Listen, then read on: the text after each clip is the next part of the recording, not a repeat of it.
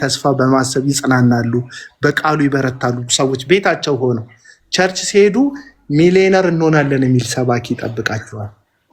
ሀብትን ከገንዘብ መውደድ ጋር አቀላቀልከው እና አሁን ገብተዋል። ሁለቱ የተለያዩ ናቸው። ለምንድን ነው የምትፈልገው አንተ?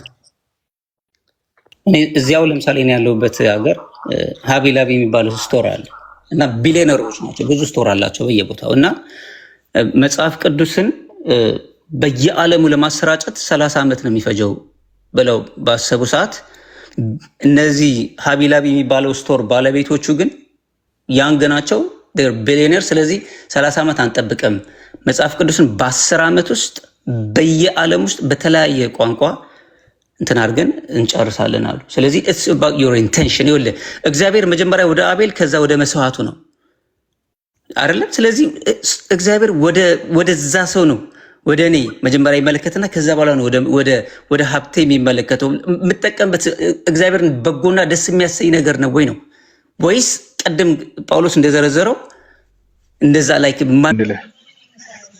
ግን ክርስትናን ከገንዘብም ከድህነትም ጋር እያቆራኘን የምናወራው ነገር አይደለም። ክርስትና የነፍስ ጉዳይ ሲያልፍም ደግሞ መንፈሳዊ ህይወት ጉዳይ ነው።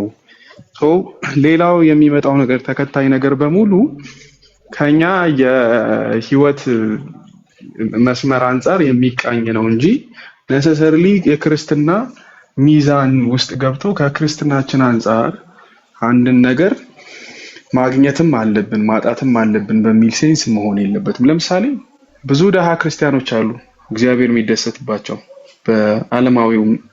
በዓለማዊ ገንዘብ ማለት ነው። ድህነትን ብታነሳ ከሆነ ብዙ ሀብታም ሰዎች አሉ፣ ገንዘብ ያላቸው፣ ገንዘባቸውን ለመልካም ነገር የሚያውሉ እግዚአብሔርም የሚጠቀምበት ዓላማም ያለው አገልግሎት የሚያገለግሉ። በዛን ያክል ደግሞ ገንዘብ ፈተና የሆነባቸው ደግሞ በጣም ብዙ ሰዎች አሉ። በገንዘብ ፈተና የውድቀታቸውን መንገድ ያሰመረላቸው ብዙ አይነት ሰዎች አሉ። ሁሌም ስናመጣ ክርስትናን ከገንዘብ ጋር፣ ከሀብት፣ ከምቾት፣ ከድሎት ጋር ቶታሊ ማያያዝ የለብንም። እንዲሁም ከድህነት ጋር፣ ከማጣት፣ ከጉስቁልናም ጋር አይደለም። ግን የወንጌል ባህሪ ሆኖ በወንጌል ምክንያት ሰዎች ወንጌልን በማግኘታቸው ምክንያት በተለያየ መከራ ውስጥ፣ በተለያየ መራቆት ውስጥ፣ በተለያየ ችግር ውስጥ ሊያልፉ ይችላሉ። ያ በዛ በሚያልፉበት መንገድ ውስጥ ሲያልፉ ግን በክርስትናቸው ምክንያት የሚከፍሉትን ዋጋ ልክ የክርስትናን ስታንዳርድ እንዳላሟሉ በድህነታቸው ምክንያት ወር ገንዘብ ባለማግኘታቸው ምክንያት ወር በዛ መንገድ ውስጥ እያለፉ በመሆኑ ምክንያት ሰዎችን የሚወቅስ አይነት ስብከቶች አሁን መድረኮቻችንን ሞልተዋል፣ ተቆጣጥረዋል። ምንን እያልንህ ነው? ሰው ሰርቶ ባይለወጥ እየነገርን ያለ ነው። እንደውም ማንም ሰው ጳውሎስን ጨምሮ ሰርተው የሚበላ ነው መሆን ያለበት። ዋናው ጉዳያችን ክርስቶስ ላይ ዲፔንድ ማድረግ አለበት። ህይወታችን ሁሉ ከክርስቶስ አንጻር መቃኘት አለበት ብለን ስለምናምን ሰው ክርስቶስን ከያዘ በኋላ ጠንካራ ይሆናል፣ አይምሮ ይለወጣል። አይምሮ ከብዙ ነገር አንጻር ሪኒውድ ላይክ አዲስ አይምሮ ይኖረዋል። ወንጌል አይደለም ግለሰቦችን እንደ ሀገርን ይፈውሳል። ክሬቲቭ ሜንታሊቲን ይሰጠናል። ምክንያቱም ከብዙ ነገር ስለምንላቀቅ። ያ ማለት ግን ወንጌል በራሱ ከገንዘብ ጋር ተያይዞ ወይም ከብልጽግና ጋር ተያይዞ የሚነሳ ጉዳይ ሆኖ ሳይሆን በራሳችን ስንለወጥ አይምሮአችንን የምንጠቀምበት አቅምን ስለምናገኝ በወንጌል ምክንያት ያ ሊሆን ይችላል። ግን ስቲል በዛም ክርስትና ውስጥ ሰዎች እያለፉ ሶሪ ሳሚ ድህነት ውስጥ የገንዘብ ድህነት ውስጥ ሊያልፉ ይችላሉ፣ ማጣት ውስጥ ሊያልፉ ይችላሉ። ስለዚህ በዛ ምክንያት ምንን አንመዝነው ማለት ነው? ክርስትናቸውን በገንዘባቸው አንመዝነው፣ ክርስትናቸውን ባገኙትና ባጡት አንመዝነው። እንደዛ ከሆነ ሐዋርያት ክርስቲያን አይደሉም። እንደዛ ምንል ከሆነ አባቶቻችን ክርስቲያን አይደሉም። ወንጌል የመጣበት መንገድ በሙሉ እስከዛሬ የመጣበት መንገድ በሙሉ በብልጽግና ውስጥ አልፈው ወንጌልን ያሰበኩልን ሰዎች አይደሉም ያሉ። የህይወት ጉዳይ የነፍስ ጉዳይን ሲሰጡን ራሳቸውን አጥተው በመራቆት በድህነት ጳውሎስ እንደሚለው በመገረፍ በብዙ ችግር በማጣት ውስጥ አልፈው ወንጌልን ነግረውናል። እነዚህ ይህን ወንጌል ያደረሱልን ሰዎች አካላቶች ስለ ብልጽግናና ስለ ገንዘብ፣ ስለ ምቾትና ስለ ድሎት ሳይሆን የነገሩን ስለ ነፍስ ጉዳይ ነው። ትኩረታችን መሆን ያለበት እዛ ላይ ነው ከሚል ኢንቴንሽን ነው ሁላችንም የምንናገረው እንጂ ማንም ሰው ሰርቶ የመለወጥ እግዚአብሔርም ደግሞ ሰው ሲሰራ የሰራውን ስራ የሚባርክ አምላክ ነው። ማንም ሰው የሚሰራውን ስራ ትጉውን ሰው እግዚአብሔር ይባርካል። ገባ? ነሰሰርሊ እንትንም መሆን የለብህም፣ የሃይማኖትም እንትን መሆን የለብህም፣ የሆነ ቤተ እምነት ውስጥ መገኘት አይኖርብህም ለመባረክ። ምክንያቱም ምድራችን ላይ ሙስሊም ሀብታሞች ይበዛሉ ከክርስቲያን ሀብታሞች፣ ቡዲስት ሀብታሞች ይበልጣሉ ከክርስቲያን ከፕሮቴስታንት ሀብታሞች። ሶ በዛ ንጽጽር ብታመጣ በጣም እንበለጣለን። በዛ ሲንስ ሶ መሆን ያለበት ክርስትናችንን ከዛ አንፃር ሳይሆን ማየት ያለበት ሰዎች ሰርተው ክሬቲቭ ሆነው ጥረው ተግተው የሚያመጡትን ነገር ሁሉ እናበረታታለን። ለእግዚአብሔርም ቤተክርስቲያን ለክርስቶስም ስራ በሚያስፈልግ መንገድ እንቆማለን። ግን ደግሞ ያ ማለት ክርስትናቸው ከገንዘባቸው አንፃር ወይም ደግሞ ከሚያገኙት ብልጽግና አንፃር ይመዘናል ማለት አይደለም።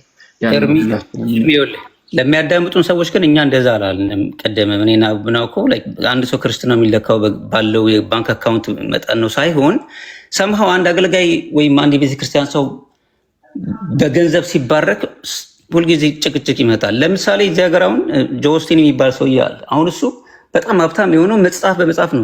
ስለዚህ እስኪ ልጠይቅ አቡ ነው፣ አንድ ሰው ለምሳሌ እዚህ ሀገር ወይም አንተ ለምሳሌ አይተህ መጽሐፍ ጽፈሃል እንበል፣ ፓስተር ነህ፣ ምንም አታገኝም፣ ሳንቲም የለህም፣ ጀስት ሬጉላር አካውንታንት ነህ፣ በሴም ታይም ደግሞ ፓስተር ነህ።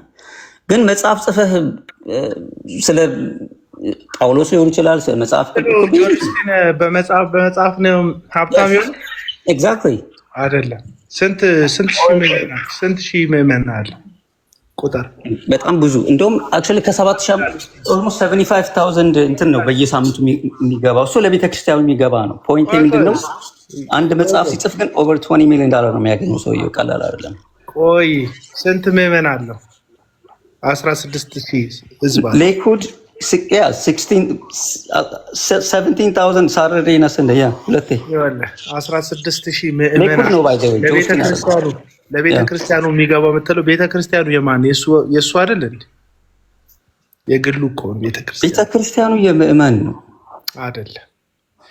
የምዕመን የሚባል ቤተክርስቲያን የለም። ሲቀጥል ደግሞ የውሸት ተስፋ ነው የሚሸጡት መጽሐፍ አድርገው። አውቀዋለሁ። መጽሐፉ ቤስት ሰለር ኒውዮርክ ታይምስ ቤስት ሰለር ነህ ማለት እኮ በጣም መልታይ ሚሊዮነር የሚያደርግህ ነው ያሉት። በጣም ይቅርታ ሳሚ፣ እነ ኬነት ኮፕለን ለምሳሌ በነዳጅ ያገኙት ገንዘብ ነው። ኃጢአተኞች ናቸው የምጠራው። ኬነት ኮፕለን ማለት ከኃጢአተኞች ጋር በኮሜርሻል ፍላይት አልበርም ያለ ሰውዬ ነው። አይ ነው። አሁን እኮ አልሰማኸኝም? አይ ነው አይደለም። ጥያቄ ለማለት መልስልኝ። እመልስልሃለሁ። ቆይ በቅንነት አንተ የምትሰጠው ሀሳብ ሐሰተኞችንና በህዝብ ገንዘብ የበለጸጉ ሰዎችን ነው እየጠራክ ያለው እኮ። ለምን አታስጨርሰኝም? እኔ እኮ ምንም አታስጨርሰኝ አልቻልክም እኮ ያቋረጥከኝ ነው ያለው። አንዴ ቆይ እና አንዴ ሳሚዬ ታወራለህ። ለአንተ ነው የምሰጥህ ያንተን ሀሳብ በአንድ አረፍተ ነገር አስቀምጥልኝ። ምክንያቱም ስናወራ ፋይናሊ እሱ ላይ እንድንመጣ ያንተ ሀሳብ አሁን እስካሁን እየሰማ ነው ባለነው መሰረት ያንተ ሀሳብ አንድን ሰው ምንም ባላረገበት አይነት ሁኔታ ስለለመነና ስለጠየቀ ብቻ እግዚአብሔር ብዙ ሀብት ይሰጠዋል በልመናና በጥየቃ የሚል ነው እስካሁን የያዝነው ያንተን ሳይድ እና ትክክልም ካልሆነ አርመንና አንድ መስመር አስይዘውና ከዛ ቀጥል ጥያቄ። እሺ አይ ስለጠየቀ ብቻ አውቶማቲካሊ አሚን በእምነት ከጠየቅ ታገኛለህ። ግን ሁሌ ደግሞ የጠየቀው ነገር ሁሉ ይሆንልሃል ማለትም አይደለም። ግን ምንድነው መጠየቅ አለብን፣ መስራት አለብን። ይሄ ሀብትን አንሽሸው፣ ሰክሰስን አንሽሽ ለማለት ፈልጌ ነው የመጀመሪያው እንጂ እኔ ጠየቅኩኝ ማለት ፈጣሪ የጠየቁትን ሁሉ ይሰጠኛል ማለት አይደለም። ግን ፕሮሚስ ደግሞ አለኝ። ምንድን ነው የጠየኩትን እንደተቀበልኩ አድርጌ ከቆጠርኩኝ እንደምቀበል እንደማድረግ መጽሐፉም ይነግረኛል። እዛ ላይ ግን ምንድን ነው እኔና አቡና ብዙ ጊዜ ከዚህ በፊት ስናወራ ምንድን ነው አገልጋዮች ሆነው ሀብት ሲመጣ ሰምሃው ወይ የሆነ ኤቪደንስ ከሌለ በስተቀረ በቃ ያን ነገር ከየት እንዳመጡት ራሱ በጣም ሰስፒሸስ ይሆናል ብዙ ጊዜ እና እዛ ውስጥ አንግባ ለማለት ፈልጌ ነው። ጥያቄ ግን ልጠይቅህ። ሳሚ ግን አሁንም አንድ ጥያቄ አይደለም አቤላ፣ አንድ ይሁን ጥያቄ ነው እኮ አይደለም። ይልቅ ኤቪደንስ የለም ይላል። ኤቪደንስ አለ። ለምሳሌ በአገልግሎቱ ነው ሀብታም የሆኑት፣ በማገልገል ነው ሀብታም የሆኑት።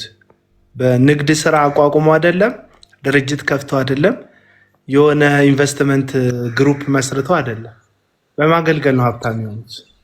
ብዙዎቹን እኮ ቪዲዮ እናውቃቸዋለን። ብዙዎቹን አንተ የምትላቸውን የውጮቹን አሁን የጠቀስከው ጆይን ስተል ያልከው ሰውዬ ይሄ መልከ መልካሙ ሸንቃጣው ቆንጅዬ ነገር ሞዴል አንተን ነው የሚመስለው፣ ሞዴል የሚመስለውን አይደለም የምትለው። አላቤል ቁጭ አንድ ናቸው። ረጅም ነው እሱ እና አሁን እሱን ጨምሮ አገሪቱ ውስጥ ያሉ የምንላቸው በሀብት ማማ ላይ የተቀመጡ ሰዎችን እናውቃቸዋለን። ለምሳሌ አሁን እዩ ጩፋ ሰርቶ አይደለም ይሄ ሁሉ ገንዘብ ያገኘ፣ ምንም መጽሐፍም ሽጦ አይደለም። አክቹዋሊ አሁን ያን ሰውዬ መጽሐፍ አልከው፣ ቀደም ኬኔት ኮፕላንድ ያልከው ሰው ነዳጅ በኮሜርሻል ፍላይት መሄድ ከኃጢአተኞች ጋር መሄድ ነው ብሎ በአደባባይ የሚናገር ትምህርታቸው ቴክሳስ ውስጥ ትልቅ ነዳጅ ያጣራል ከድሮ ጀምሮ ከነ ፋሚሊ። ከአገልግሎቱ በፊት አይደለም ይሄንን ስራ ቢዝነስ የሚሰራው፣ በአገልግሎቱ ያመጡት ነው። ለምሳሌ ገንዘብ ህዝቡን ማኒፑሌት ሲያደርጉ በጣም ብዙ ዶክመንተሪዎች አሉ፣ ልክልሃለሁ፣ እነሱ ላይ የወጡ ማለት ነው። ይሄ ዝም ብሎ ልክ እንደኛ መንፈሳዊ የሆኑ የሚቃወሙ ሰዎች ብቻ ሳይሆን ሊተራሊ ዓለማዊ ጋዜጠኞች በኤቪደንስ ያወጡባቸው መረጃዎች አሉባቸው። እነዚህ ሰዎች እንደዛ ህይወት እንዲኖሩ የእግዚአብሔር ፍቃድ ነው ብለህ ነው የምታምነው? አንተ አገልጋይ እንደዛ እንዲኖር የእግዚአብሔር ፍቃድ ነው ብለህ ነው የምታምነው? አይደለም። እስፔሻሊ ኮራፕትድ የሆነ ገንዘብ የሚያነሱ ከሆነ የእግዚአብሔር ፍቃድ አይደለም። ኖ አይደለም። ይበቃኛል ከሚለው ጳውሎስ ካስተማሩ ትምህርት የሚቃረን ትምህርት መኖራቸው የእግዚአብሔር ቃልን የሚጻረር አይደለም። አይጻረርም። አንድ መጽሐፉ $20 ሚሊዮን በአመት ካመጣለት ምን ያርገው ሰውየው? ጽፎ ምን አደረጉ ሐዋርያት? ምን አደረጉ? በቃ አሁን የምንሄደው ሲጀመር ኢየሱስና ሐዋርያትን አይደል ፈለግ የምንከተለው። እስቲ አንተ ቆይ ገላትያን መጽሐፍ ምዕራፍ 1 እስቲ አውጣልኝ። ሁለተኛ ጴጥሮስንም አላነበብከውም ለማንኛውም እንዴ? እና ስለዚህኛ ከመጠን በላይ ሀብት ጥሩ አይደለም ነው የምትለው አንተ? አቡና አንፈልግም ነው የምትለው? ከመጠን በላይ ሀብት አያስፈልገኝም ነው የምትለው አንተ? ይበቃኛል ነው የምለው እኔ። ይበቃኛል በቃኝ ትላለህ? አዎ። ዓላማ የሌለው ሀብት ምን ይሰራል ራሱ? እሺ እኔ እኮ በቃ እናንተ ዲስከስ አድርጉ። እሺ እንዳንተ ትእዛዝ እኮ ጌታ ኢየሱስ ክርስቶስ የሰጠው እኮ ትእዛዝ ነው። እንደ አንድ ትእዛዝ ሐዋርያቱ የሰጡት ትእዛዝ ነው። መጽሐፍ ቅዱስ የያዝከው መጽሐፍ ቅዱስ አሁን አንተ ቅድም የጠቀስከው ፊልጵስዩስ መጽሐፍ ምዕራፍ 4 ቁጥር 19 አምላኬ እንደ ባለጠግነቱ መጠን በክርስቶስ በክብር የሚያስፈልጋችሁን ሁሉ ይሙላባችሁ የሚለው አንተ እንዳልከው ስለ ብልጽግና የሚያወራ አይደለም። ሁሉ ነው የሚለው የሚሞላብህ ሁሉ ነው። ጤና ሁሉ ማለት ምን ማለት ነው? የሚያስፈልጋችሁን ሁሉ እኮ ነው የሚለው። የምትፈልጉትን ሁሉ አይደለም የሚለው። ሳሚ ቅድም ነገርኩህ እኮ የምትፈልጉትን ሁሉ ቢል የሰው ልጅ ፍላጎት አያልቅም። የሚያስፈልጋችሁን ከሆነ ግን የሚያስፈልገን ጥቂት ነገር ነው የሚያስፈልገን። ጳውሎስ ይሄንን ከማለቱ በፊት እንግዲህ ራስጌና ግርጌ ያለው የእግዚአብሔር ቃል ከላይም ከታችም ሀሳብ አለው። ዝም ብለህ ቁንጽል አታደርገውም። ቁጥር 10 እና 11 ላይ ይሄንን ስላችሁ ስለ ጉድለት አይደለም ምላችሁ ኑሬ ይበቃኛል ማለትን አውቃለሁ ይላል። መጥገብን አውቃለሁ፣ መራብን፣ ማነስን፣ መብዛትን፣ መጉደልን፣ መሙላትን አውቃለሁ ይላል ጳውሎስ። ኑሬ ይበቃኛል ማለትን አውቃለሁ። ይህን ስለ ያለው ጳውሎስ ከላይ ምን አለ? በሁሉ ነገር የነገርኳችሁን የሰበኳችሁን ኑሮዬን ምሳሌ እኔን አድርጉ። በቃ ምሳሌ አድርጉኝ ካለ ጳውሎስ ጳውሎስ ምሳሌ የሚሆንበት አንዱ ኳሊቲ ኑሮ ይበቃኛል የሚል ሐዋርያዊ ትምህርት ነው። ኑሮ ይበቃኛል ምን ማለት ነው የሚለውን ደግሞ አየን። አንደኛ ጢሞቴዎስ መጽሐፍ ምዕራፍ 6 ቁጥር 6 ላይ ኑሮ ይበቃኛል ማለትን አውቃለሁ ያለው ጳውሎስ ምን አለ? ምበላው ምጠጣው ካለ ይበቃኛል። ሰው ወደ ምድር ምንም ይዞ አልመጣም። ከምድርም ሲሄድ ደግሞ ምንም ይዞ አይሄድም። የዚህን ዓለም ባለጠግነት የሚፈልጉ ሰዎች ምን አሉ? ከሃይማኖት ተሰናከሉ፣ ራሳቸውን በብዙ ምኞት ተጠላለፉ። ቤተክርስቲያን ሄደክ የክብርን ጌታ ክርስቶስን ስለመምጣቱ ማሰብ ሲገባክ፣ ኢየሱስን ስለመምሰል ማሰብ ሲገባክ ህብረት ውስጥ ሄደክ አይንን ስትጨፍን ዶላር የሚታይ ከሆነ ከመንፈሳዊ ህብረት ሁሉ ትጎላለህ። አሁን ቤተክርስቲያን ኤቲኤም ማሽን እየሆነች ነው። አዎ ራሳቸውን በብዙ መንገድ ወጉ እና ኤቲኤም ማሽን አይደለችም ቤተክርስቲያን። ቤተክርስቲያን ተስፋ የምትሰጠው ስለሚመጣው መሲህ ስለሚመጣው የእግዚአብሔር መንግስት ነው እንጂ በሙላት ስለሚገለጠው የእግዚአብሔር መንግስት ነው እንጂ የምትሰብከው ቤተክርስቲያን ገንዘብን አትሰብክም። ኢየሱስ ጨረሰ። በቃ ለሁለት ጌቶች ልትገዙ አትችሉም ማለት ወይ አንዱን ጠልታችሁ ወደ አንዱ ትሄዳላችሁ፣ ወይ አንዱን ደግሞ እንትን ብላችሁ ወደ አንዱ ትሄዳላችኋል አለ። ለዚህ ነው ቅድም ገላትያን ምዕራፍ 2ን እንድታነብ ልጠቅስልክ የነበረው። ሐዋርያት መንፈስ ቅዱስን አንዱ ሰው መንፈስ ቅዱስን ሲነካ ይልክ በመንፈስ ቅዱስ የመነካት አንዱ ነገር አግበስባሽ የሆነ መንፈስ ከውስጥክ ይወጣል። ይሄንን ሊትራሊ እነግርሃለሁ። በምን አወክ ካልከኝ ሐዋርያት ሥራ ምዕራፍ 2 ላይ መንፈስ ቅዱስ እንደ አዲስ የተወለደችዋን ቤተክርስቲያንና በተሰበሰቡት ላይ ሲወርድ መንፈስ ቅዱስ ምንድን ነው የሆነው በመካከላቸው ስትል ሁሉም ያላቸውን እየሸጡ በሐዋርያት እግር ስር አስቀመጡ ይላል። አንዳንድ ሰዎች ይሄንን ይሰብካሉ። ማንም አልጎደለበትም ነበር የሚል ጥቅስ ይጠቅሳሉ። ኧረ እባክህ መሬት የነበራቸው ነበሩ። ይሰማል ጀርሚ? አዎ የታወሩ በኋላማ ያሳየው መሬታቸውን ይዞታቸውን ሽጠው በሐዋርያት እግር ስር አስቀመጡ። በጣም ሀብታም የነበሩ ሰዎች ብቻ አይደለም ክርስቲያን የሆኑ፣ ምንም የሌላቸው ደግሞ ምስኪኖችም ክርስቲያን ሆነዋል። እግዚአብሔር የሁሉ ጌታ ስለሆነ ኢየሱስ የሁሉ ጌታ ስለሆነ የሌላቸው ድሃዎች ወደ ቤተ ክርስቲያን ተጨምረዋል። ያላቸው ሀብታሞችም ወደ ቤተ ክርስቲያን መጥተዋል። ሀብታሞቹ መሬታቸውን ሽጠው ባስቀመጡት ገንዘብ ድሆቹ ተደጎሙ። ድሆቹ ገንዘቡን ተካፈሉ። ሀብታሞቹ ያላቸውን ጥቂት ብቻ ተመለሰላቸው፣ ምክንያቱም ዓለምን ስለናቁ። እኔ ግን ሁለተኛ ቆሮንቶስ መሆናቸው ድሆቹን እኮ መገቡ ማለት ነው። ስለዚህ ያንን ገንዘብ ስፔሻሊ የምታገኘው መሬት ሽጠው ነው ያላቸውን ሽጠው ነው። ብራዘር ሪስፖንሲቢሊቲ ቀጥሎ አይደለም አትመልስልኝ እኮ የምጠይቀን ጥያቄ። ከዛ በኋላ እኮ ረሃብ መጣ ኢየሩሳሌም ውስጥ። ኢየሩሳሌም አይደለች ቤተክርስቲያን የነበረችው ኢየሩሳሌም ውስጥ ነው አይደል? ረሃብ መጣና ቤተክርስቲያን ረሃብ ሲመጣባቸው የቆሮንቶስ ቤተክርስቲያን ግሪክ ውስጥ ያለች የቆሮንቶስ ቤተክርስቲያን እርዳታ ተለመነላቸው።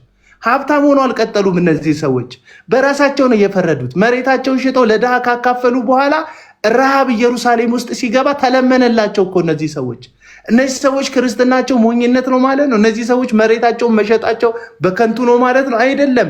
ትናንትና ባለጸጋ የነበሩ መንፈስ ቅዱስ ሲነካቸው ይህንን ዓለም ስለናቁ ያላቸውን ንብረት ለድሆች አካፈሉ። ከዛስ ቤተክርስቲያን ረሃብ ውስጥ የኢየሩሳሌም ቤተክርስቲያን ረሃብ ገባባት። ኢየሩሳሌም ውስጥ ትልቅ ረሃብ ተነሳ። ታዲያ ሁለተኛ ቆሮንቶስን አንብብ። ሁለተኛ ቆሮንቶስ የተጻፈው ለእነዚህ ሰዎች እርዳታ ጳውሎስ ለመለመን ነው።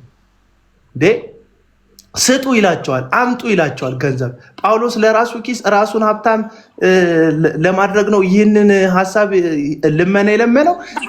ይጨበጨብላቸዋል። አሁን ለእነዚህ ሰዎች እኮ እኔም አጨበጭብላቸዋል። አየህ ክርስትና እነዚህን ሰዎች መሬት አሽጧቸው ረሃብ ሲገባ ከሌላ አብያተ ክርስቲያናት እርዳታ እንዲለመንላቸው አደረገ እንጂ አንተ እንዳልከው ሀብታም አላደረጋቸውም ክርስትና እነዚህን ሰዎች።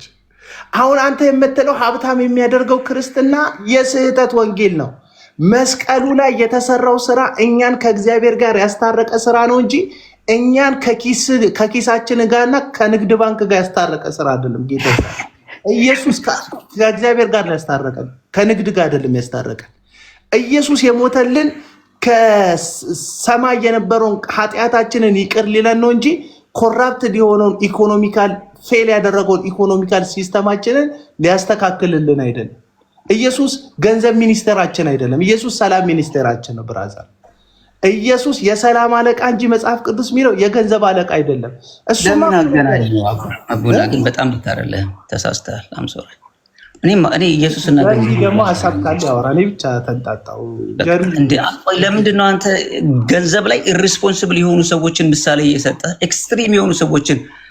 ብዙ ሰዎች እኮ አሉ በአይምሯቸው የተባረኩ በስራቸው የተባረኩ ሆነው ሳለ በምድራዊ በረከትም ተባርከው ድሃ ስለመሆን አላወራውም። መስቀሉ ላይ ግን ድህነትም ሀብታምነትም አልተሰበከም። ቅድም ምን አልኩ? ይህ ልክ እንደ መሬት ስበት ህግ ነው እያልኩ ነው። በጣም ዴንጀረስ የሆነ ነገር ነው። ግን አሁን ለክርስቲያኖች ያሳዝናል። አይደለም የሚገዛው። ሀብታም ለመሆን ከፈለግ ጭራህን ቆልፈህ ስራ። ገንዘብን አይደለም መስበክ ያለብህ። ሀብታም እኮ ማንም ሰው ይሆናል። ሀብታም ስትሆን ግን ከአንቶኒ ብሔር ስለመጣ ሀብታም አትሆንም። ፕሮቴስታንት ስለሆንክ ሀብታም አትሆንም። ኦርቶዶክስ ስለሆንክ ሀብታም አትሆንም። ሙስሊም ስለሆንክ ሀብታም አትሆንም። እዛ ቤተ ክርስቲያን መጥቶ ሲመለስ ዳቦ ለሌለው ሰው አይዞ በርታ ትችላለህ ማለትና ያንን ሰውዬ ደግሞ ሀብታም ማድረጉ ምንድን ነው ችግሩ? ፎር ላቭ ፎር ማኒ ላይ ገንዘብ ፍቅር እንዲኖረው እስካልሆነ ድረስ አንተ በምሳሌ ካስረዳኸው በስት ቨርዥን እንዲሆን ምሳሌ እኔ ጨርሻለሁ። አራት ዓመት ዮናታን አክሊሉ ጋር ቆይቻለሁ እና ሚሊዮነር የነበሩ ሰዎች 100 ሺዎች ቀራቸው። እሱ ሚሊዮነር ሆነ በ4 ዓመት ውስጥ ገባ። 100 ሺዎች የነበራቸው ሰዎች ሺዎች ብቻ ቀሯቸው። አንዳንዶች ልመና ውስጥ ሁሉ ገቡ። ለምን? ቅጥ የሌለው ገንዘብ ስብሰባ እሱ ያደርጋል። እሱ መኪና ቀየረ፣ ሰዎች መኪና ዝቅ አደረጉ። ገባ። እኔ ስለነበርኩበት ነው ማዋራው ይሄን ነገር። አሁን አንተ እነዚህ የክርስቶስን ወንጌል ወደ ገንዘብ መሰብሰብ የለወጡ ጳውሎስ ይልክ አሁን ፊልጵስዩስን ጠቅሳለህ አንተ። 3ን ላንብብልህ። ሆዳቸው ሁሌ የምጠቅሰው ይህን ጥቅስ እኮ አንተ ፊልጵስዩስ 4ን ስለጠቀስክ ነው። ሆዳቸው አምላካቸው ክብራቸው በነውር የክርስቶስን መስቀል ይዘህ ምድራዊ ሀሳብ ማሰብ ትክክል አይደለም። ሰው ስለሆንን ትምህርት ቤት ገብተን እኮ ተምረናል አይደል? ሰው ስለሆንን ስራ እንሰራለን። ሰው ስለሆንን ትዳራለን፣ ልጆች አሉን። አሁን እኔ እንደው ድህነት ክብሬ ነው ምናምን እያልኩ እየተከራከርኩ ይመስላል እንዴ? ድህነትን እኮ ማለት ነው በጣም ፕራውድ ነው። አይደለም ሮንግሊ ነው የተረፈው። እግዚአብሔር እኮ ባድ ኢንቨስተር እኮ እናንተ ላይ እኮ ኢንቨስት አድርጓል እኮ እዚህ ምድር ላይ ዘርተን ምድር ደግሞ አብቀላ እኛ ደግሞ ምድር ያበቀለችውን አጭደን ከምብረን እኮ መበተን እኮ ያለብን እኮ ሰዎች ነበርን። ግን ወደኋላ ቁጭ በኋላ እንዴት እንቀመጣለን? በታሪክ ውስጥ እኮ ነገርኩ። አንተ ይኸውልህ የተሳሳትከው ልንገር። በታሪክ ውስጥ ነገርኩ። የመጀመሪያዋ ቤተክርስቲያን በመካከላቸው የተቸገረ የለም የተባለው እንደው ከሰማይ የዘነበ ዝናብ ሚራክል መኒ በመካከላቸው ስለነበረ ሳይሆን ሀብታም የነበሩ መሬት የነበራቸው ክርስቲያኖች መሬታቸውን ሽጠው በሐዋርያት እግር ስር ስላስቀመጡ ነው። ሐዋርያት ደግሞ ያንን ገንዘብ ወስደው ራሳቸው መኪና አልነዱበትም፣ ወይም ሰረገላ አልገዙበትም፣ ወይም ሀብታቸውን ቤት አልገዙበትም። ሐዋርያቱ ምንድን ነው ያደረጉት? ለድሆቹ አከፋፈሉት። ፍትሃዊ የገንዘብ ክፍፍል ነው የተደረገው። ምንም ያልነበራቸው ሰዎች ገንዘብ ኖራቸው፣ በጣም ብዙ የነበራቸው ሰዎች ቀነሰባቸው ገንዘብ። ከዛ በመካከል ግን የቸገረው ሰው አልነበራችሁ ማለት ነው። የምታገኙትን ሳንቲም ትከፋፈላላችሁ። አሁን አንተ ያለህበት ቸርች አንዱ ሀብታሙ ለድሃው የተከፋፈለ ነው እንትን የሚያደርገው። ይኸውልህ እሱን እኮ ነው የምልህ። አሁን አንተ እዛ የሚያደርግ የለም አቡና። በዛ ዘመን አለ እኮ ጥሩ እኮ ነው። እሱን እኮ ነው የምልህ። አሁን ባለፈው ቅድም ሜርሲ ስትናገር የነካ ስሜትህን እንጂ መንፈስ ቅዱስ አይደለም የነካው፣ ስሜትህ ነው የተነካው ያልኩ ለዛ ነው። ሪል መንፈስ ቅዱስ የነካቸው ሰዎች ያንን ያደርጋሉ እያልኩ ነው። ሪል መንፈስ ቅዱስ የነካቸው ሰዎች ያንን ያደርጋሉ። ምክንያቱም መንፈስ ቅዱስ የእግዚአብሔር መንፈስ ስለሆነ አንተን ሲነካ ዓለምን እንድትንቅ ያደርጋል። የበለጠ ምድርን እንድትወድ እያደረገ ከሆነ ቼክ አድርገህ የነካህን መንፈስ የበለጠ የዚህ ዓለም ነገር የዚህ ዓለም ምኞት አይምሮክን እየያዘው ከሆነ ቼክ አድርግ ራስህን። አንተ ከመጀመሪያው ዘመን ክርስቲያኖች አትበልጥም። ክርስቶስ የሰጠን ተስፋ ምንድን ነው? ዓለም እኔን አልተቀበለችም አይቀበሏችሁም ነው ያለው። አሁን ስለ ተቀባይነት ስለማግኘት ከሰበከኝ ይህ ወንጌል የመስቀሉ ወንጌል አይደለም፣ የኢየሱስ ወንጌል አይደለም። አንተን ልመንክ ፓስተር እከሌ የሚባል ሐዋርያ እከሌ የሚባል አሁን ዘመኑን ተጠብቆ በሱፍና በከረባት ታንቆ ዓለም ሁሉ ያዳምጠኛል ምናምን እያለ ከኢየሱስ ወንጌል ጋር የሚጋጭ ትምህርት የሚያስተምር ሰው ልስማ ወይስ ራሱ ኢየሱስን ልስማ? አሁን እኔ የምሰማው ኢየሱስን ከሆነ ኢየሱስ በእኔ ካላችሁ መከራ አለባችሁ ነው ያለው። ድሎት አላችሁ፣ ምቾት አለባችሁ አላለም። መስቀል ላይ የተሰራው ለኃጢአት የሆነ መስዋዕትነት ዋጋ እንጂ የተከፈለው ለኪስ የተከፈለው ዋጋ የለም። መስቀል ላይ ኢየሱስ ክርስቶስ እግዚአብሔር መስቀል ላይ ልጁን ነው አሳልፎ የሰጠን እንጂ እንትን ኢኮኖሚ አይደለም አሳልፎ የሰጠን፣ ወይም የሆነ ገንዘብ አይደለም አሳልፎ የሰጠን ልጁን ነው። ልጁ ደግሞ ተላልፎ የተሰጠው ለኃጢአት ቤዛ እንዲሆን ነው። ኃጢአትን እንዲያሸንፍ ነው። በመስቀል ላይ እንዲጠርቀው ነው። መስቀል ላይ እንዲወጋው ነው። ኃጢአትን ሞትን እንዲያሸንፍ ነው። ስለዚህ ተስፋችን ለሚመጣው ለዚህ ነው ጳውሎስ ሆዳቸው አምላካቸው፣ ክብራቸው በኖራቸው፣ ሀሳባቸው ምድራዊ ነው ካለ በኋላ እኛ ግን ከሰማይ መድኃኒት የሆነው ክርስቶስ ኢየሱስን እንጠብቃለን ይላል። ክርስቲያን፣ እውነተኛ ክርስቲያን ሰማያዊ ጌታን ከሰማይ የሚጠብቅ ኢየሱስ ክርስቶስን በመምሰል የሚኖር እንጂ የዚህን ምድር ግሳግስ የሚወድ ነው እያልኩ አይደለም፣ የሚወድ አይደለም። አሁን ይህንን ስል ድህነት ክብሬ ነው፣ ድህነት ሰንደቅ ዓላማዬ ነው፣ ድህነት አርማዬ ነው እያልኩ በድህነት ክንችር ብዬ እኖራለሁ እያልኩ አይደለም። እኔ 2 ልጆች አሉ። ልጆቼ ማስተማር አለብኝ። ቤት ኪራይ ያለ ቤት ብገዛ ደስ ይለኛል። ሰርቻ አሁን እኮ ጠይብራ ቤት ለልጆቼ ብገዛላቸው ደስ ይለኛል። አሁን ይህንን አይደለም እየካድኩ ያለሁት፣ ግን መስቀሉ ለእኔ ቤት መግዣ ነው ብዬ ግን የስህተት ትምህርት አላስተምርም። ተግቼ ከሰራው ሞር ሰዓት ሞር ኢፈርት ካወጣው ሞር ቢዝነስ ውስጥ ለመግባት ቻሌንጁን ካለፍኩኝ የሆነ ነገር መስመር አልፌ ከሄድኩኝ መስራት ያለብኝን ያክል ከሰራው እዚህ ነገር ውስጥ መግባት ይችላሉ። መስቀሉ ግን አይደለም ቤት የሚገዛልኝ፣ ትጋት ነው ቤት የሚገዛልኝ፣ ስራ ነው ቤት የሚገዛልኝ፣ ከሰዎች ጋር የምፈጥረው መልካም ግንኙነት ነው ቤት የሚገዛልኝ እንጂ ወንጌል ለእኔ ቤት ስለመግዛት አይደለም። ወንጌል ለእኔ እኔ ብሄድ ይሻላቸዋል፣ በአባቴ ዘንድ ብዙ መኖሪያ አለ፣ በዛ እኔ በምኖርበት መኖሪያ አዘጋጅላችኋለሁ ነው ያለ። ወንጌል ሰማይ ስለመኖር ከጌታ ጋር ለዘላለም አብሮ ስለመኖር ነው እንጂ ምድር ላይ የሆነ ኮንዶሚኒየም ስለማግኘት አይደለም። ወንጌል እሱ አይደለም። ግን ክርስቲያን ኮንዶሚኒየም አያገኝም? ያገኛል። አንዳንዱ በህገ ወጥ፣ አንዳንዱ በትጋት በላቡ ሰርቶ ያገኛል። ግን ይሄ ሸቃባ ነብይ ነኝ ሐዋርያ ነኝ የሚል ሰው አዳራሽ ውስጥ ሄደ ድንገተኛ መቅሰፍት፣ ድንገተኛ በረከት ይመጣላል። ድንገት ቁልፍ እጃችሁ ላይ ይወድቃል። ድንገት በር ይከፈትላቸዋል። ፓስፖርት ያላወጣ ሰውዬ ልክ ባለፈው ስትሰማው እንደነበረው እንትን ቡቡዜላ ቆሮንቶስ 9:8 አንብበውና ልለይ አንብበው። 2ኛ ቆሮንቶስ 9:8 አንብበና ለሌሎቻችሁ እኔ እኮ መተመተኩ የኔ ሐሳብ ጋር እኮ ነው የምትመጣው። 2ኛ ቆሮንቶስ ችግር የለው አንብበው።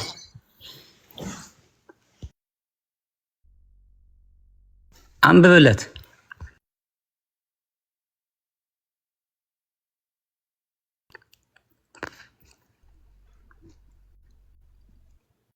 ኤርሚታ አንዳችሁ እኔ እወጣለሁ። እኔ እንትኑ ከስልኬ ከወጣው እየሰማኝ ነው። አንብበው። እናነበዋለን።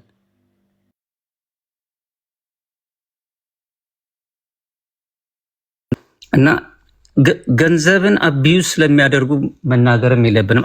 ኤክስትሪም እኮ እያደረግከው እኮ ነው፣ ችግር ነው። እሺ አንብበው። ቆሮንቶስ ምዕራፍ 9 ቁጥር ስንት? ቁጥር 8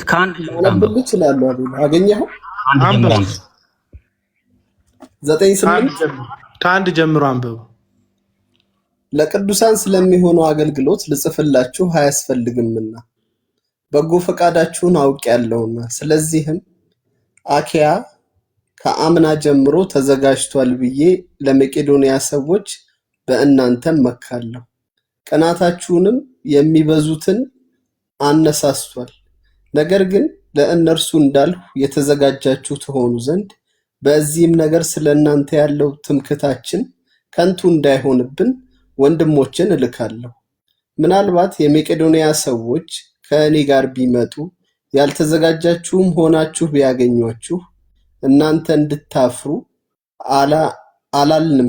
እኛ ግን በዚህ እምነታችን እንድናፍር አይሁን። እንግዲህ እንደ በረከት ሆኖ ከስስትም አይሆን ይህ የተዘጋጀ ይሆን ዘንድ አስቀድመው ወደ እናንተ መጥተው አስቀድማችሁ ተስፋ የሰጣችሁትን በረከት አስቀድመው እንዲፈጽሙ ወንድሞችን እለምን ዘንድ እንዲያስፈልገኝ አሰቡ። ይህንንም እላለሁ፣ በጥቂት የሚዘራ በጥቂት ደግሞ ያጭዳል፣ በበረከትም የሚዘራ በበረከት ደግሞ ያጭዳል። እግዚአብሔር በደስታ የሚሰጠውን ይወዳልና እያንዳንዱ በልቡ እንዳሰበ ይስጥ፣ በሐዘን ወይም በግድ አይደለም። ልቀጥል? በተነ፣ ለምስኪኖች ሰጠ፣ ጽድቁም ለዘላለም ይኖራል ተብሎ እንደተጻፈ እግዚአብሔር ሁል ጊዜ በነገር ሁሉ ብቃታችን ሁሉ አግኝታችሁ ለበጎ ስራ ሁሉ ትበዙ ዘንድ ጸጋን ሁሉ ሊያበዛላችሁ ይችላል። ለዘሪ ዘርን ለመብላትም እንጀራን በብዙ የሚሰጥ እርሱም የምትዘሩትን ዘር ይሰጣችኋል፣ ያበረክትላችሁማል፣ የጽድቃችሁንም ፍሬ ያሳድጋል። በእኛ በኩል ለእግዚአብሔር የምስጋና ምክንያት የሚሆነውን ልግስና ሁሉ እንድታሳዩ በሁሉ ነገር ባለጠጎች ትሆናላችሁ። አሜን አሜን ነው አቡና አሜን። በተነ፣ ለድሆችም ሰጠ፣ ጽድቁ ለዘላለም ይኖራል ይለናል። አሚን። አሁን መጨረሻው ላይ እዛሽ ጋር ሄደህ እግዚአብሔር የሚያስፈልግን ይሰጣል ልትል ነው። እንደዚሁ አይክንተ ገብቷል። ዝርቅ ብለህ ከ10ኛ አካባቢ ሄደህ ልታነበው ነው። ግን ይሄ ነው እኮ በቃ የክርስቲያን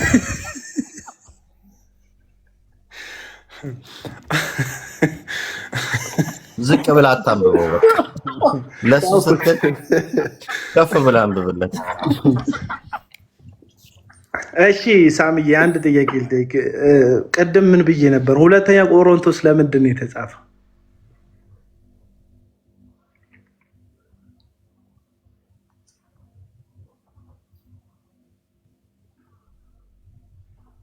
ሳሚሻ አቤት አቤት። ሁለተኛ ቆሮንቶስ ለምንድን ነው የተጻፈው? አላማውን ቅድም ነግሬሃለሁ በጨረፍታ። ካስታወስከው ወይም የምታውቀው ከሆነ ካላወቅከውም ችግር የለም። እኔ አላውቅም። ሁለተኛ ቆሮንቶስ ቅድም ነግሬሃለሁ። ሁለተኛ ቆሮንቶስ የተጻፈበት አላማ ከላይ ምን ይላል መሰለህ? ላሳይህ። ከላይ ምን ይላል መሰለህ? የምዕራፍ 9 ሲጀምር ላሳይህ ከፍቼ። ከላይ ምን ይላል ርዕሱ?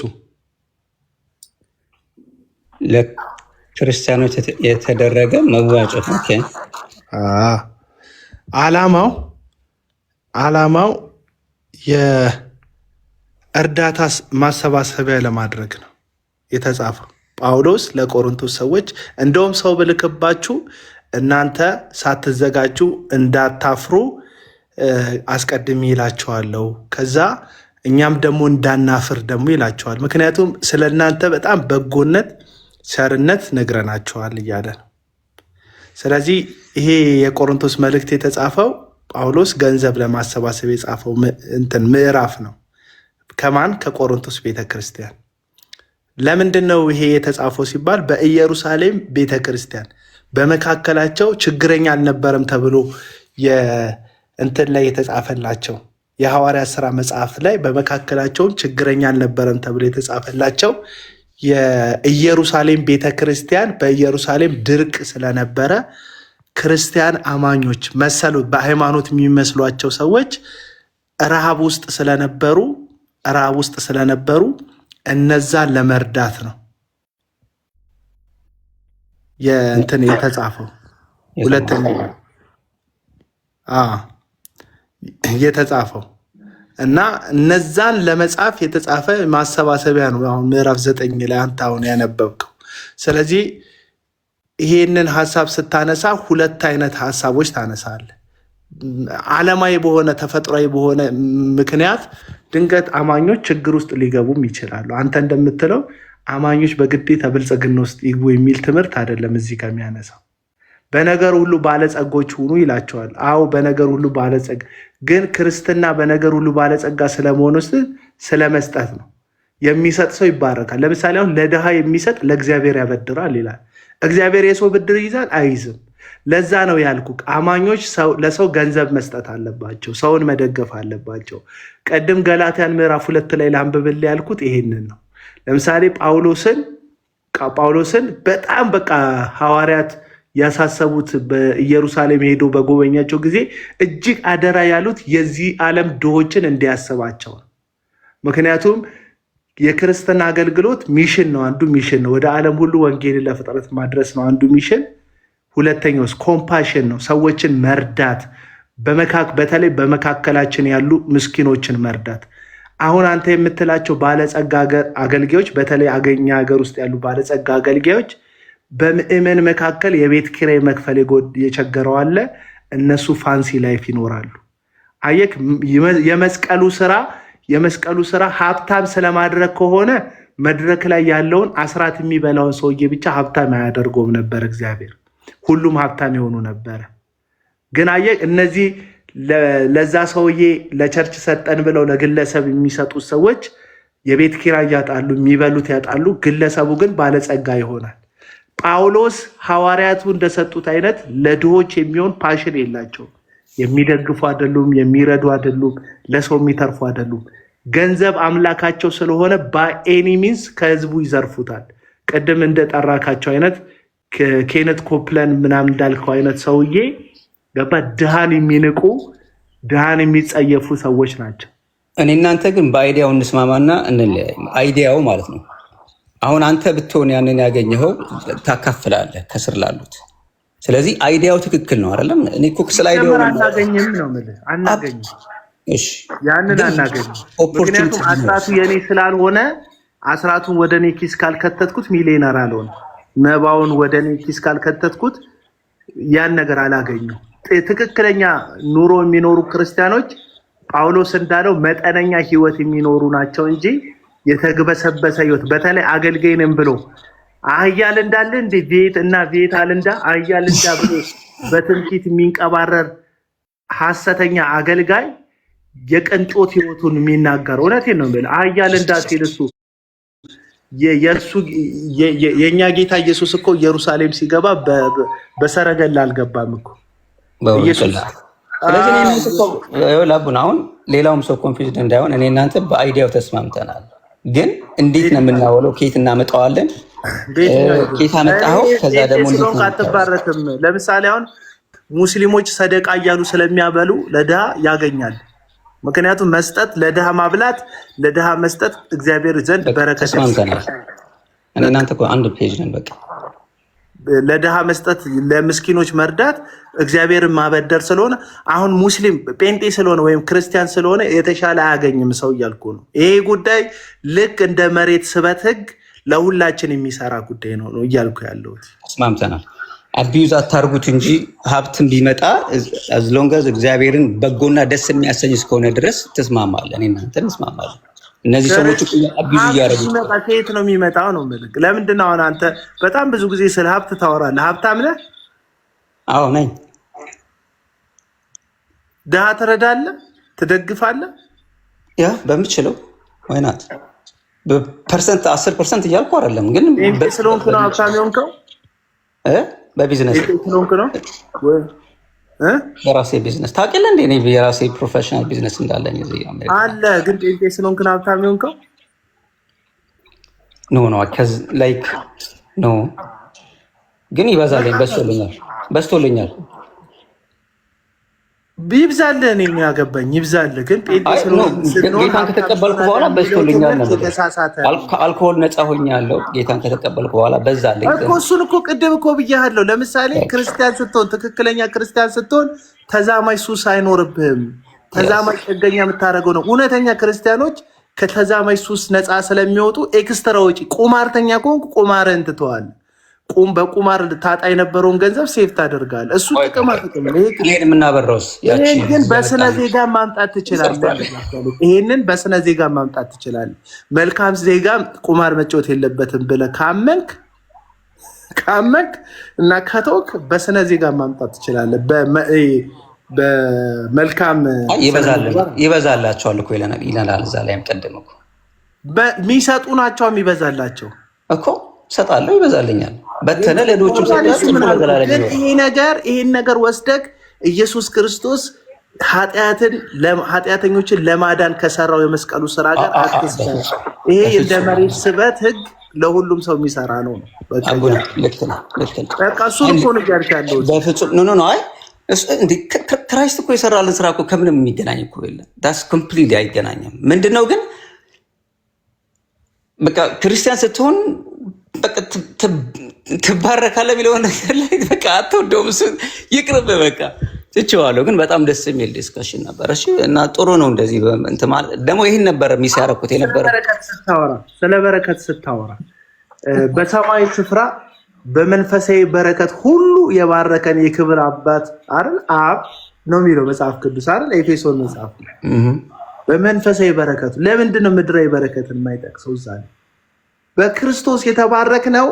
በክርስቶስ የተባረክነው የቁሳቁስ በረከት አይደለም። ይሄ ኔቸር ነው። ለምሳሌ ይዘንባል፣ መሬት ይረሰርሳል፣ ከዛ ገበሬ ይዘራል፣ ያጭዳል። ለምሳሌ እኛና አውሮፓውያን ወይም እኛና አሜሪካውያን ወይም እኛና እስራኤላውያን ለምንድን ነው እኩል ማናጭደው? ግብርናችን ዘመናዊ ስላልሆነ ነው እንጂ መሬታችን ስለተረገመ አይደለም። የኛ መሬት እስራኤሎች ድንጋይ ላይ ነው የሚዘሩት፣ ጭንጫ ላይ ነው የሚዘሩት። ግን ይሄ የመስኖ ጠብጠብ የሚል የጠብታን ህግ እነሱ ናቸው ክሬት ያደረጉት። ይሄ በጠብታ ውሃ የማልማትን ህግ ማለት ነው። ስለዚህ ትልቅዬ የፍራፍሬ እንትን አላቸው፣ ቢዝነስ አላቸው። ኢኮኖሚያቸውን የሚደግፈው አንዱ ቢዝነስ ይሄ ነው። በጣም ትልቅ የፍራፍሬ አቅራቦት ለአረብ ሀገራቶች ያቀርባሉ፣ ለሌሎችም ሀገራቶች ያቀርባሉ። ምንድነው ጉዳዩ ስትል እስራኤሎች ኢየሱስን ስለሚያምኑ አይደል። ኦልሬዲ እንደውም ጌታን የሚክዱ ኢየሱስ መጥቶ አልሞተ የሚሉ ናቸው ማጆሪቲ። በቶራ ነው የሚያምኑት፣ በሙሴ ህግ ነው እንጂ የሚያምኑት በአዲስ ኪዳንም አያምኑም ሰዎቹ። ዝም ብለው ከበብ አድርገው ሰፈራቸውን ለኢንቨስት ለቱሪዝም ስለሚሆን ኢየሱስ እዚህ ጋር ሞቷል ምናምን ይላል። አያምንበትም እሱ። ኢየሱስ እዚህ ጋር ተራምዶ ነበር፣ እዚህ አትክልት ቦታ ጸልዮ ነበር፣ እዚህ ጋር ነበር የተጠመቀው። የሚገርመው ነገር የኤልሳቤት ቤት እዚህ ጋር ነው እያለ አገሪቱን ሙሉ አክብቦ ለቱሪስት እየሄድክ መተህ እዛ ጋር ይሁን እዚህ ጋር ይሁን ምንም ባላረጋገጥከው እንዲህ እያልክ እዚህ ጋር እንዴት ተጠመቀው እያልክ ቢዝነስ ነው ለነሱ። ምክንያቱም ጌታን አያምኑት። አለቅ ግን ውሃን በትክክል ይጠቀማሉ፣ ዘርን በትክክል ይጠቀማሉ፣ የበለጠ ፍሬ ያፈራሉ። አለቅ አሜሪካውያን ገበሬዎች፣ የካናዳ ገበሬዎች በጣም ትንሽ ነው በቁጥራቸው፣ ህዝባቸውን ሙሉ ይመግባሉ። ወደ አፍሪካ ሀገርም እህል ይልካሉ። እኛ ኦልሞስት ኦል ማለት በሚቻልበት ከ70 ምናምን በላይ ፐርሰንቱን ገጠር የሚኖር ህዝብ ይዘን ብዙ አራሽ ባለበት ህዝብ ይዘን ወደኋላ የቀረ ነው። እስቲል እስካሁን በበሬ እያረስን ስለሆነ ጌታ ረግሟት ነው ሀገሪቷን አይደለም። እግዚአብሔር ምድራችን እንዳታበቀል አድርጎ ነው አይደለም። ትክክለኛ ወይዘር ያለበት በጣም ቆንጆ ምድር ነው ያለን። ግን በትክክል በትጋት ስለማንዘራ በትክክል ዘመናዊነትን የተከተለ የእርሻ ሲስተም ስለሌለን ራሳችንን ማጥገብ አልቻለም፣ እንኳን ለሌላው ልንተርፍ ማለት ነው። እና ይህንን ነው እያልኩ ያለሁት። አሁን ዞሮ ዞሮ የመዝራትና የማጨድ ህግ የተፈጥሮ ህግ ነው እንጂ መስቀል ላይ የተፈጠረ ህግ አይደለም። መስቀል ላይ የተሰራው ስራ ከኃጢአትና ከኃጢአተኛ ጋር የተያያዘ እግዚአብሔር ኃጢአተኛውን ምህረት እንዲያገኝ ኢየሱስን መስዋዕት እንዲሆን የፈቀደበት የእግዚአብሔር ልጅ የሞተበት እውነት ነው እንጂ ከገንዘብ ጋር ከዚህ ምድር ጋር እሱን ከተስማማ ሰው በኢየሱስ ስም ብዬ ግን ይዘንብልኛል። ደስ የሚለው ነገር ተባረክልኝ። እወዳለሁ። ምኑ ነው ይዘንብልህ ደግሞ? ሁሉም ሰላም፣ ጤናው፣ ደስታው። ደህና ነበርክ? መተህ አሁን ታጠፍክ ደግሞ ታጠፈ አንተ። አረ ምንም የምታጠፈው የለም። በጌታ በኢየሱስ ስም ጠይቄ ያጣሁት ነገር የለም። ጋይስ ጠይቁ፣ አትጠይቁም እና አትቀበሉም ይላል። ጠይቅ ግን ወዳችኋለሁ። በጣም ደስ ብሎኛል። አቡና ያው እናንተ ዋናው እንትናችን እንስማማለን። ዋናው የክርስቶስ ስራ መስቀል ላይ የተሰራው ስራ አይደለም ለእኔ ቤት የሚገዛ ያልከው ኦፍኮርስ ናት። ግን አንድ ክርስቲያን በዚህ ምድር ማሸናፊ እንሆናለን፣ በወዳኛው ማሸናፊ። ሳሚ አይ ዊን ዊን ሲቹዌሽን ብዬ ነው የማምነው። ዋናው በክርስቶስ ሰማያዊ አሸንፊያለሁ። አሁን ደግሞ በዚህ ምድር ላይ ማሸናፊ ነኝ። እግዚአብሔር ይመስገን። በኢየሱስ ተባረኩ። ባይ ባይ። አንድ ደቂቃ ትንበልና ትወጣለህ። ሀሳብ ለመጠቅለል ያህል ቤተክርስቲያናችን ውስጥ ባለጠጋ የሆኑ ሰዎች አሉ፣ በጣም ገንዘብ ያላቸው ሰዎች አሉ። በቤተክርስቲያናችን ውስጥ ደግሞ ድሆች አሉ። ኢየሱስም ድሆች ሁልጊዜ ከእናንተ ጋር ይሆናሉ ብሏል። አንድ ሰው ወደ ጌታ ቤት ከመጣ በኋላ ደሃ ከነበረ ስራ ይሰራና ተለውጦ ሀብታም የሚሆንበት አጋጣሚ አለ። አንድ ሰው ደግሞ ሀብታም ሆኖ ጌታ ቤት መጥቶ ለወንጌል ስራ ተጠርቶ ኦር በሆነ ምክንያት ደሃ የሚሆንበትና ኦር በገንዘብ ማለት ነው ገንዘብ የሚያጣበትና የሚቸገርበት ሁኔታ አለ። እነዚህን አራት ነገሮች ስንመለከት አንደኛ ሀብታሞች አሉ፣ ድሆች አሉ። ሁለተኛ የሚመጡት ደግሞ ደሃ ሆነው መጥተው ሀብታም የሚሆኑ አሉ። ሀብታም ሆነው መጥተው ስለ ወንጌል ደግሞ ሁሉን አጥተው ደሃ የሚሆኑም ሰዎች ደግሞ እንዲሁ አሉ። ከዚህ የምንረዳው ነገር ምንድን ነው? በእግዚአብሔር ሉዓላዊ ቁጥጥር ውስጥ ያለን ሰዎች እንጂ በእግዚአብሔር ፈቃድ ውስጥ ያለን ሰዎች እንጂ እግዚአብሔር እጅ ውስጥ አንድ ጊዜ ከገባን በኋላ እኛ እንደፈለግን የምንኖር ሰዎች አይደለም። ሀብታም ልሁን ብለን ሀብታም የምንሆን፣ ደሃ ልሁን ብለን የምንደኸይ ሰዎች ሳንሆን ለወንጌል እውነት እግዚአብሔር ሊሰራ ከፈለገ ሀብታም አድርጎ ወንጌልን እንድንሰራ ያደርገናል። ከእንደገና ለወንጌሉ ስራ ለዛው ለወንጌል ስራ ተመሳሳይ ደግሞ ሀብታም የነበርንን ሰዎች ደግሞ ድሆች እንድንሆን ሊያደርገን ይችላል።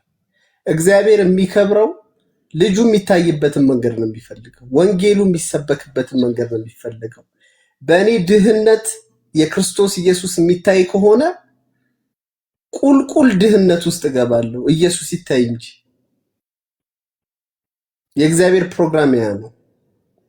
ወንጌል የሚሰበክበት አጋጣሚ፣ ብዙ ሰዎች ወደ ጌታ የሚመጡበት አጋጣሚ ካለ በእኔ ድህነት ውስጥ እግዚአብሔር ወደ ታች እኔ እንድወርድ ያለኝን ነገር ሁሉ እንድበትንና እንድጥል ምክንያት የማያደርግበት ምንም አይነት ምክንያት የለም።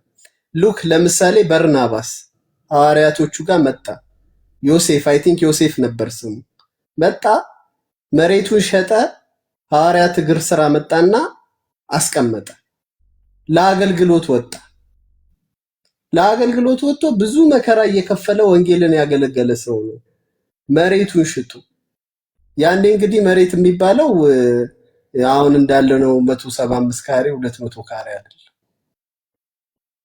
እዛ ኢየሩሳሌም ላይ ለነበረችው ሜጋ ቸርች ትልቅ አስተዋጽኦ የሚያደርግ ንብረትን አምጥቶ ሐዋርያ እግር ስራ አስቀምጦ ለወንጌል ወጥቷል። ስለዚህ እኛ ፎከሳችን ገንዘብ ላይ አይደለም፣ ገንዘብን መውደድ ላይ አይደለም። ፎከሳችን ወንጌል ላይ ነው። አሁን ያንተ ክርክር ወንጌል ያበለጽጋል አያበለጽግም ካልከኝ ማለት ነው። እንደዛ አታርጉት አላልኩ፣ በፍጹም እንደዛ አላልኩም። አሁን እኮ ተነጋገርን እኮ ግን እኔ ድሃ ሆኜ አንድ ክፍል ለማንበብ ከስራ አንጻር አንድ ክፍል ለማንበብ በጣም ከቅድም ጀምሮ ከፍቼው ነበረ። ከስራ አንጻር በጣም ጳውሎስ የሚናገርበት ሁለተኛ ተሰሎንቄ ምዕራፍ 3 ላይ ከቁጥር 6 ጀምሬ በጣም ፈጠና አድርጌ ላንብበውና አንተ ደግሞ ማጠቃለያ ልል የፈለኩት ይሄን ነው የሚለውን ታስተላልፍልናለህ ሳሚ። ስለ ስራ ስለሚናገር እዚህ ውስጥ ያሉትም ሰዎች እንዲሰሙት ከማሰብ ማለት ነው። ሁለተኛ ተሰሎንቄ ምዕራፍ 3 ከቁጥር 6 ጀምሮ ወንድሞች ሆይ ከኛ እንደተቀበለው ወግ ሳይሆን ያለ ስርዓት ከሚሄድ ወንድም ሁሉ ትለዩ ዘንድ በጌታችን በኢየሱስ ክርስቶስ ስም እናዛቸዋለን። ያለ ስርዓት የሚሄድ የሚለው ስራ የማይሰራውን ሰውዬ ነው። ቸርች ውስጥ ዝም ብሎ የተቀመጠውን ሰውዬ ነው። ስወርድ እናገኘዋለን። እኛን ልትመስሉ እንዴት እንደሚገባችሁ ራሳችሁ ታውቃላችሁና በእናንተ ዘንድ ያለ ስርዓት አልሄድንምና። ያለ ስርዓት መሄድም ማለት ስራ አለመስራት ማለት እንደሆነ ስንወርድ እንመለከታለን። ከእናንተ ዘንድ በአንዱ እንኳን እንዳንከብድበት ሌትና ቀን በድካምና በጥረት እየሰራን እንኖር ነበር እንጂ ከማንም እንጀራን እንዲያው አልበላንም።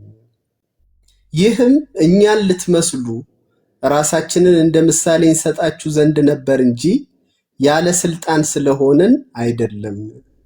ደግሞ ከእናንተ ጋር ሳለን ሊሰራ የማይወድ አይብላ ብለን አዘናችሁ ነበርና ስራ ከቶ ሳይሰሩ በሰው ነገር እየገቡ ያለ ስርዓት ከእናንተ ዘንድ ስለሚሄዱ ስለ አንዳንዶች ሰምተናልና እንደዚህ ያሉትንም በጸጥታ እየሰሩ የገዛ እንጀራቸውን ይበሉ ዘንድ በጌታችን በኢየሱስ ክርስቶስ እናዛቸዋለን። ይህ በጌታችን በኢየሱስ ክርስቶስ የሚለው አጋንንት የሚገሰጽበት ነው። ባይዘው ስራ የማይሰሩትን ሰዎች ሰይጣን በጌታ በኢየሱስም ልቀቀው እናውጣ በሚባልበት ቶን ነው ጳውሎስ ኦሪጂናል ቃሉን ስታጠና የምታገኘው ያንን ልቀቅ እናውጣ በሚልበት ምን እንዲሉ የራሳቸውን እንጀራ እንዲበሉ። ስለዚህ ሰው የራሱን እንጀራ የሚበላው ሰርቶ ነው።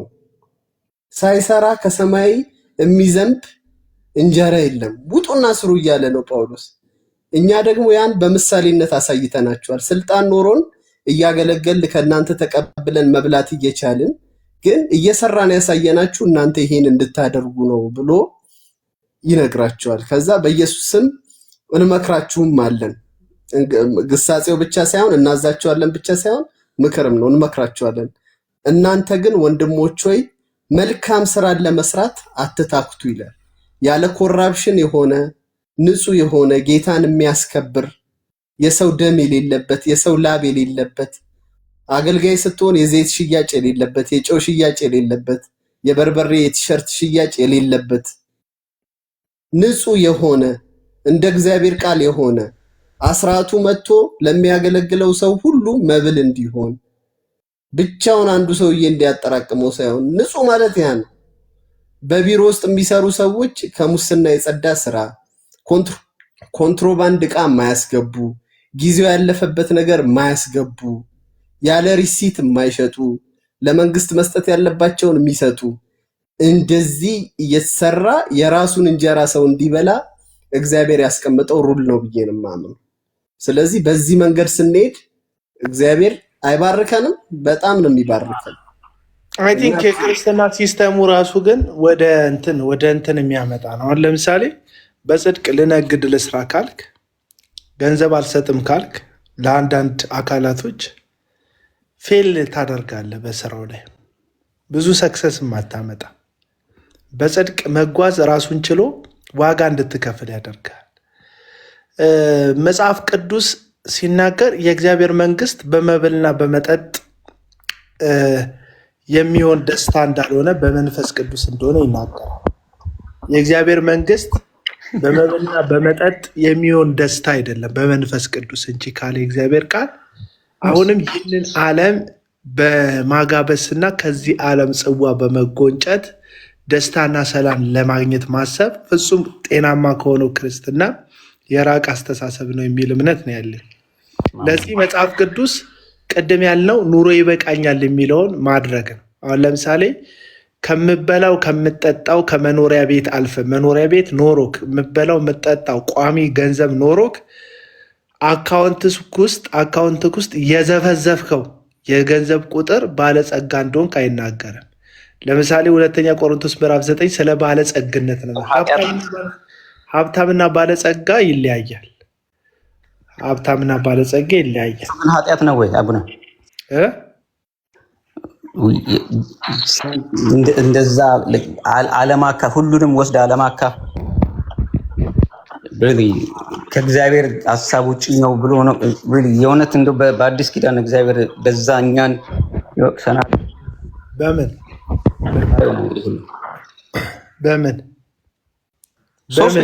አራት አምስት ቤት ሊኖረው ይችላል፣ ብዙ ሳንቲም ሊኖረው ይችላል እና ያንን ግን ስቲል ግን ያመጣው ኮራፕትድ ሳይሆን ባይ ዘ ወይ አንተ የምትላቸው ኤግዛምፕሎች እዛ ሀገር ሊሆን እዚያ አሁን ለምሳሌ አሜሪካን ሀገር ቢዝነስ ስትሰራ ቀጥታ ነው፣ ምንም ጉቦ የሚባል የለም። እና ፖይንት ምንድን ነው በዛ የምትሰራቸውን ነገሮች ላይ ሰርተህ የምትችለውን ካወጣ በኋላ ግን እንደ ሐዋርያቱ መኖር የግድ ስታንዳርዱ ያው ቢሆንም ግን እንደዛ የግድ መኖር አለ። በቃ ስታንዳርዱ እንደ ሐዋርያት መኖር ከሆነ አታርገው እኮ ሳሚዬ። እኔ አሁን ሁሉንም እናገረውን አደርገዋለሁ አይደለም፣ ግን ሪያሊቲው ላይ ግን አልደራደርም። ለምሳሌ አልቻለው እኮ ከአቅሜ በላይ ይሆን እኮ ግን ለራሴም እነግረዋል፣ ላልቻለው ማንነቴ እነግረዋል። በቃ ምንትን ማለት የለ። ስታንዳርዱ የሐዋርያቱ ላይፍ ስታይል ከሆነ በቃ የሐዋርያቱ ላይፍ ስታይል ነው። በቃ የምትደግፈው ከሌለ በተለይ የዚህ ዓለም ድሆችን በደንብ ማታስብ ከሆነ 3-4 ስላለክ መጽሐፍ ቅዱሱ በቃ እንደዚህ አይነት የስግብግብ ህይወት እንድንኖር ክርስትናችን ውስጥ አያስተምረንም። ሀብታም ነኝም ስላልክ ነው። ቅድም እኮ ሀብታም አንተ ሞቲቬሽናል ስፒከር ስለሆንክ ባትሆንም ጥሩ ነገር ነው ክሌም የምታደርገው። ስቴት ውስጥ ሁሉ ገብቻለሁ። ስለዚህ አሁን ቆይ 2 ቤት ይቅርብኝና በቃ እያልክ አሁን እንደዚህ አይነት ቢዝነስ ውስጥ የሚገቡ ሰዎች በቃ አሁን ክርስቲያን ሆኖ ምንድን ነው መጨረሻው? የአንተ ገንዘብ ማከማቸት ነው እያልክ ማከማቸት አይደለም፣ ስራ ነው። ከዚህ ጋር ነው ስራ እኮ። አሁን ምጽአተኛ ነህ ሳሚ? አዎ ነኝ፣ ግን አይባልም 10% ኧረ ሳይሆን 10% አይደለም ሰው ምጽአተኛ ነህ ወይ ነው ያልኩት። ምጽአተኛ ማለት የሚሰጥ ነው አይደለም? አይደለም። አይ ምጽዋተኛ አላልኩም። ምጽአተኛ እንግዳ ማለት ነው። ለምሳሌ ማራናታ ምን ሰው ነኝ? yes why not? ታዲያ ሸክም ነው። ልጆች አሉኝ እኮ አቡና እኮ ለነሱ የሚሆን እኮ አይቀመጥ እኮ አይደለም። ግን በእንትኑ ሊሚቱ ምንድነው? ጄኔሬሽናል ዌልዝ የሚሉት አለ። አሁን እሱ እኮ ዓለም የሰጠችው መስፈርት ነው ትከተለ። አሁን አንተ ማለት አይ የጃንተ ልጆች ብዙም እንዳይሰሩ ማለት አሁን የምንሰቃየው ዓለም የሰጠችንን መስፈርት ለማሟላት ነው እንጂ እግዚአብሔር ያስቀመጠብን ሸክም አይደለም። አሁን የምንሸከመው ሸክም እኔ የወለ ባይ ዘ ዌይ እኔ ያለኝ ይበቃኛል ብዬ ግን ለልጆች ደግሞ እንደገና ደግሞ ቻርጅ ግን ብትነቅል ጥሩ ነው። በስመ አብ ይነጫል። አይ ቲንክ ሚዩት ብታደርገው አንተ ወይ እንትን ይሆናል። ሶስታችን ማለት ሚዩት ስላደረግን ይሆናል። እና ምን አለ መሰለ የኔ ዓላማ እኔ ገንዘብ አልወድም። እንደዚህ የገንዘብ ፍቅር ምናምን የለኝም። ባይዘባኝ በእውነት ጌታ በሚያውቀው እውነት ነው። ሳትወድ ግን የወላ ሰዓት የተከራከርክ ብትወድ አስበዋል አንወጣም ነበር። እግዚአብሔር ጌታ እንኳን ብትወድ አሰብኩት ሳትወድ እንደዚህ እና ግን ደስ ብለው ነገር በዛውም ብዙ ነገር ተምረናል። እግዚአብሔር ይመስገን። ይሄ ድሮ እንደዚህ ፕሌን እዚህ የመጣን ፕሌን የምናበረው ምናምን የነበረ ሁሉ ቀርቷል። 3 ዓመት እግዚአብሔር የተመሰገነ ነው። አዎ እሱ እኮ ነበር። አሁን በጣም ሲሪየስ እንደሆንክ ገንዘብ ላይ ገንዘብ እንደሆንክ ሲሪየስ እንደሆንክ እንደ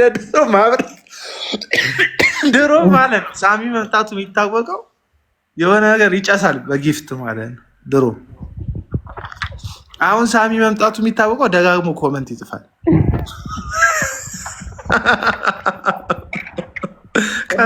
ጥያቄ ነበረው እኮ አቤላ፣ ቅድም ጥያቄ ጠይቀው ተብለህ ነበር አስታወስኩት።